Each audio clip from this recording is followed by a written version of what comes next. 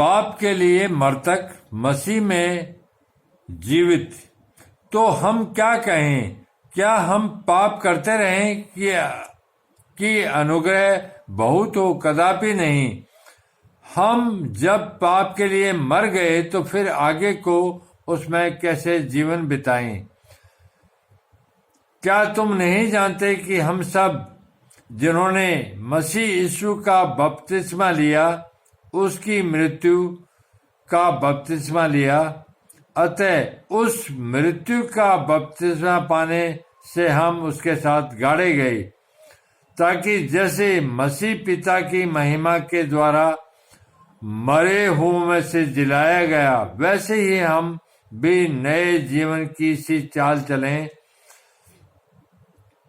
क्योंकि यदि हम उसकी मृत्यु की समानता में उसके साथ जुट गए हैं, तो निश्चय उसके जी उठने की समानता में भी जुट जाएंगे। हम जानते हैं कि हमारा पुराना मनुष्य तत्व उसके साथ क्रूस पर चढ़ाया गया, ताकि पाप का शरीर वृद्ध हो जाए और हम आगे को पाप के दासत्व में न रहें। क्योंकि जो मर गया वह पाप से छूटकर धर्मी ठहरा। इसलिए यदि हम मसीह के साथ मर गए तो हमारा विश्वास यह है कि उसके साथ जिएंगे भी, क्योंकि ये जानते हैं कि मसीह मरे हुओं में से जी उठकर फिर मरने का नहीं, उस पर फिर मृत्यु की प्रभुता नहीं होने की। क्योंकि वह जो मर गया तो पाप के लिए एक ही बार मर गया, परंतु जो जीवित है तो परमेश्वर के लिए जीवित है। ऐसे ही तुम भी अपने आप को पाप के लिए तो मरा, परंतु परमेश्वर के लिए मसीह यीशु में जीवित समझो।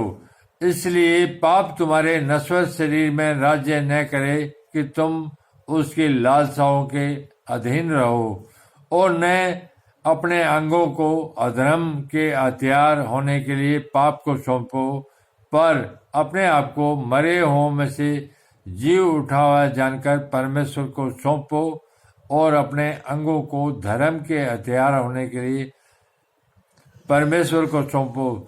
जब तुम पर पाप की प्रभुता न होगी, क्योंकि तुम व्यवस्था के अधीन नहीं वरन अनुग्रह के अधीन हो।